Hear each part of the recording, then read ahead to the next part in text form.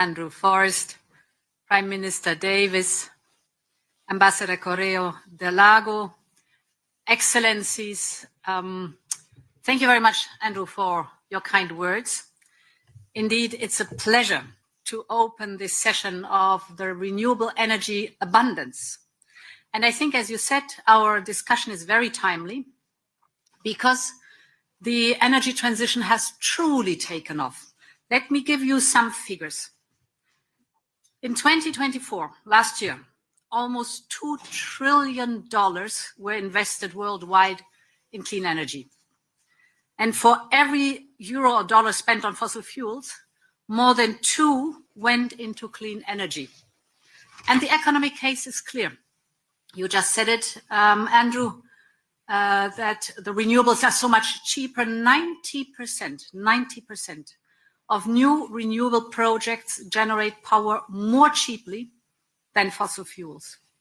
And solar is now 41% cheaper than the lowest cost fossil alternative. So yes, the momentum is real. But we all know in this room that momentum alone is not enough. You need action. So to usher in a true age of renewable abundance with clean, affordable energy for all, we must act decisively. We must act as governments and industry, and we must act together cross borders, cross continents. Clean energy is not only about addressing climate change, it is, in my view, also about energy security, and it is about prosperity. So I want to focus in these opening words on 3 points. The first is the transformation that is underway in Europe. The second are the partnerships we're building across continents. And the third point is what more we must do together globally. So first of all, if you look at Europe's experience, before the war in Ukraine, 45% of our gas supply came from Russia, 50% of our oil supply and 50% of our coal. 8 weeks into the war, Russia cut us off the gas from one day to the next. And as you recall, we faced a severe energy crisis. Now, Russia wanted to put pressure on us that we do not support Ukraine. You know, the opposite happened. We're staunch supporters of Ukraine. And our response to this energy crisis was not to retreat, but to accelerate. We diversified and we doubled down. We massively invested in renewable energy. And we knew this was not only good for the climate, but because the renewables are the most secure and affordable option in the long term, we knew this is homegrown energy. So invest in it. It also creates good jobs at home. 3.5 years on, today almost half of Europe's power comes from renewables. Solar and wind are our fastest growing sources of energy.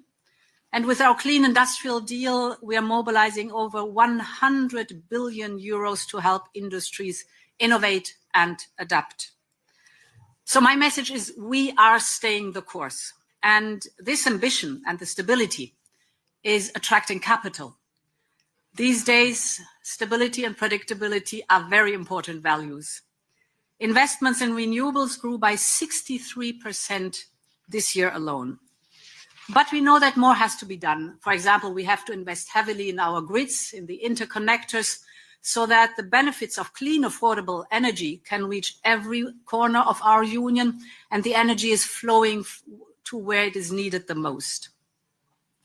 My second point is our work with partners. Greater independence does not mean isolation. Across continents, new connections are being built. Let me give you 2 examples. We have the Elmet interconnector between Italy and Tunisia. That will be the first direct current link between Europe and Africa. And in North Africa, indeed, projects such as the ones that are championed by you, dear Andrew, are creating kind of a green corridor for clean industry and hydrogen. And these projects are true win-win-win. They deliver on our climate goals. They create good jobs on both continents, and they strengthen energy security. And that's why the energy transition should be at the heart of our international agenda. We as Europeans are contributing to that through Global Gateway. Global Gateway is our investment program abroad in infrastructure, which mobilizes 300 billion euros by 2027. And this is about long-term partnerships that can deliver change on the ground. Give you an example. In the Caribbean, for example, hydrogen technologies are stabilizing renewable power supply. Or in Kenya, we're investing 3.4 billion in climate and nature projects to support the government's goal that is very ambitious to be 100% clean power by 2030. These are just a few examples, but our approach is very simple. As we share the same interests and ambitions, we want to work together with you. And that brings me to my third point, what we can do more globally. Earlier this year, we launched on the global stage, the Global Energy Transition Forum.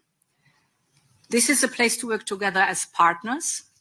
As you might recall, we have promised on a global stage that we want to triple renewable energy by 2030, and we want to double the energy efficiency.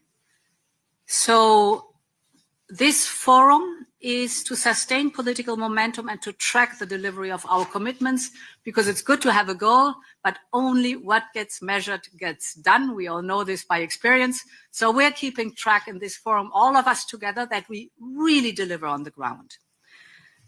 And that means working very closely with industry and investors. And therefore, I'm so grateful, Andrew, that you convene us here today. It's really to unlock renewable projects in developing countries. We know the barriers. We know that the barriers are high capital costs.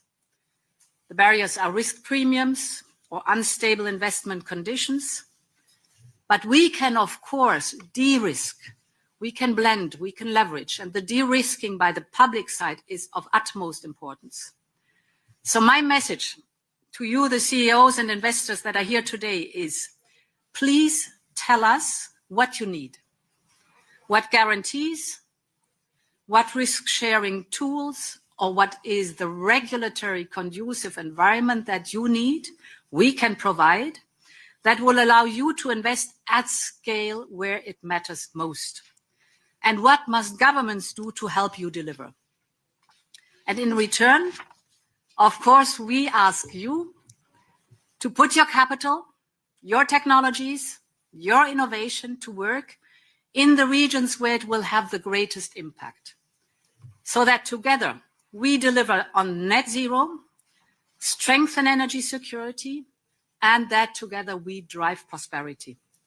Because only if the benefits are truly global can we speak of a new age of renewable abundance.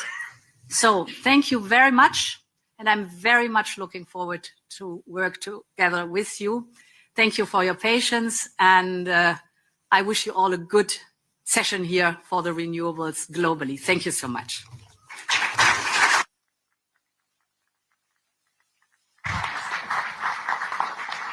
Done, my dear. Fantastic.